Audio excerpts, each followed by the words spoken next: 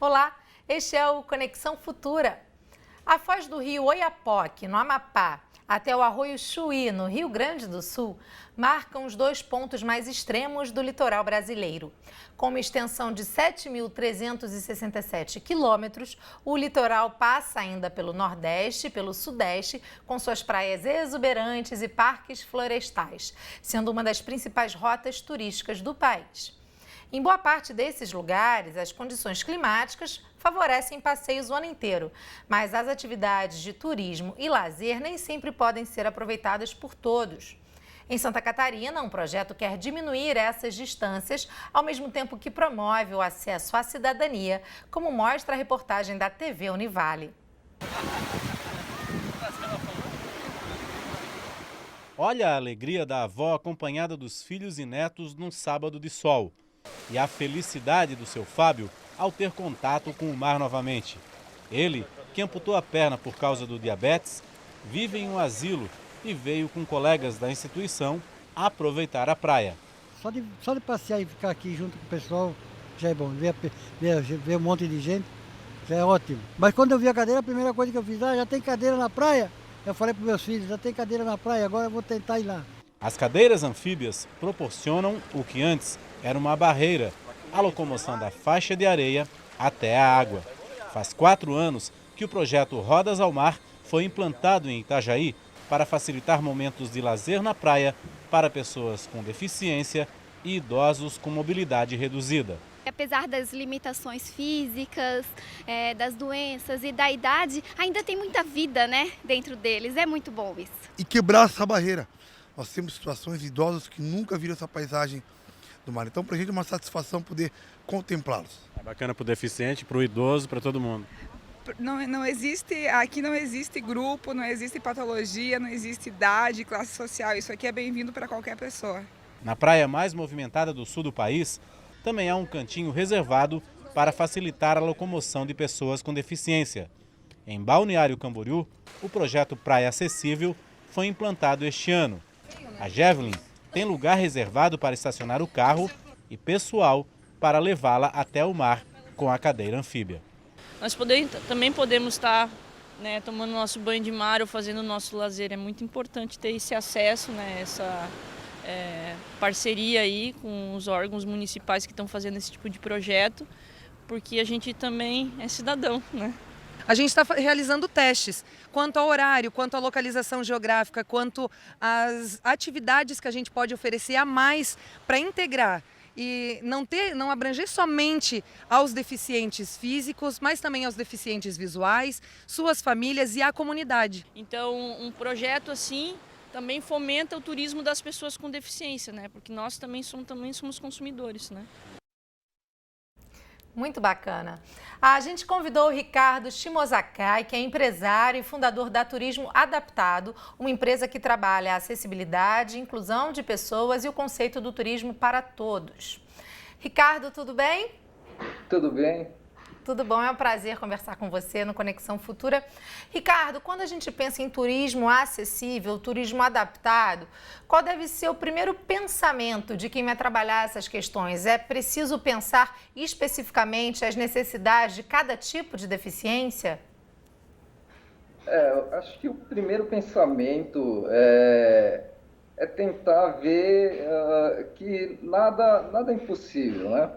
A gente, se não há uma solução criada, a gente também pode criar essa solução. Às vezes, as pessoas têm necessidades diferentes, né?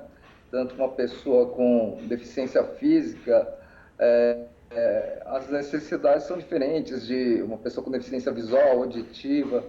Então, às vezes, você precisa de recursos diferentes de acessibilidade para atender cada uma delas. Mas você tendo, eu acho que a informação é uma das questões mais importantes de você ter, porque quem sabe você não vai conseguir atender a todo esse público, pelo menos num primeiro instante. Mas você tendo uma informação clara do que é aquilo que você oferece, aí sim você vai ter uma forma porque muita gente às vezes vai sem essa informação e acaba não encontrando bem aquilo que esperava, né? Agora, Ricardo, desde 2001 você trabalha esse tema, dá palestras para empresas, é consultor também do poder público, para falar então sobre o turismo acessível. Ao longo desses anos, Ricardo, você percebeu algum tipo de avanço? Assim, sempre eu digo que a gente não está parado nem andando para trás, é um avanço constante.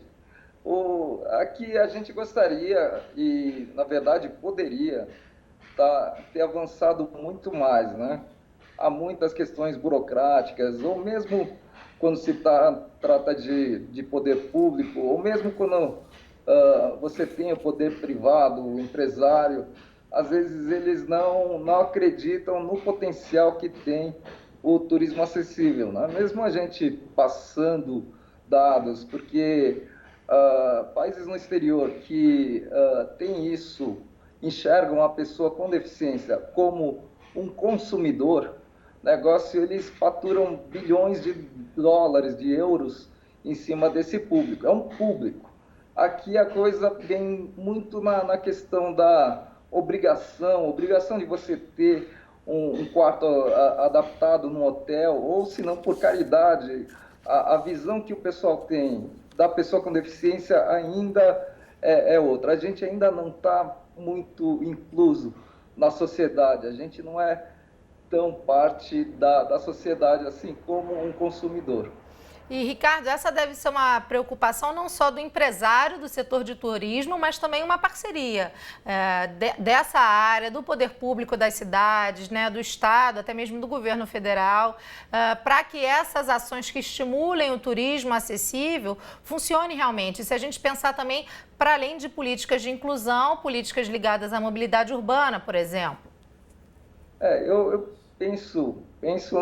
constato, vamos dizer assim, que falta planejamento, né? Muitas pessoas às vezes têm boa vontade em fazer, têm iniciativas, só que às vezes por falta de um bom planejamento, um bom estudo, a coisa às vezes não tem um funcionamento tão bom quanto poderia ter, né? A questão, por exemplo, eu não sei exatamente como está a operação das praias acessíveis e que foi mostrado, mas eu já vi praias acessíveis em que eles funcionavam somente em alta temporada, no verão, e depois disso as cadeiras anfíbias ficavam encostadas e enferrujando num depósito. Ou outros que funcionavam o ano inteiro, mas que funcionavam em dias e horários específicos. Então, funcionava no final de semana, das 10 às 15 horas, por exemplo. Então, a pessoa que não fosse, tinha um horário muito restrito para poder desfrutar de uma cadeira anfíbia ou de um projeto como esse. Então, é preciso ter um estudo melhor de como deixar isso para o ano inteiro. Quer dizer, tem que ser para todos e a todo tempo também. Ricardo, a gente vem agora de eventos recentes como Copa do Mundo, a Olimpíada em 2016. Qual é o legado que ficou para o turismo acessível e para a inclusão das pessoas com deficiência na área do turismo e do lazer, na sua opinião? Eu acho que legado exatamente não foi... Na verdade, eu nem esperava que fosse deixado um legado. Infelizmente, pelo que exemplos anteriores e de como a coisa vinha andando, eu não esperava exatamente o legado e não foi deixado exatamente o legado. A coisa foi que a acessibilidade foi feita para o evento, para a Copa do Mundo, para as Olimpíadas, Paralimpíadas, os estádios, foram feitas a acessibilidade nos estádios, nas arenas, isso. Mas e o transporte público, e os hotéis e tudo mais? Isso não foi bem visualizado. Teve um avanço, sim. Como eu disse, a gente nunca está parado nem andando para trás, mas o avanço foi muito pouco. O que poderia ser, como eu citei, por exemplo, de Barcelona. Barcelona fez um trabalho incrível. Quando eles se candidataram e ganharam a permissão de sediar os Jogos Olímpicos, Paralímpicos, a cidade teve uma transformação muito grande, não só para acessibilidade, mas também a acessibilidade hoje em Barcelona é uma referência.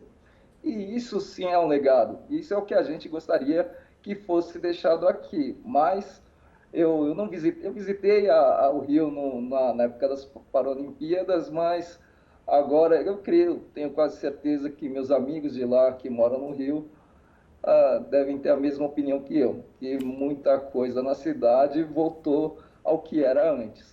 Com certeza, a gente não teve a manutenção dessas áreas, né? E como você disse mesmo, a inclusão não tem que ser um aspecto momentâneo, ela tem que fazer parte da cultura, da cidade, da população, de toda a sociedade. Ricardo, eu infelizmente preciso encerrar, mas eu agradeço mais uma vez então a sua participação no programa de hoje.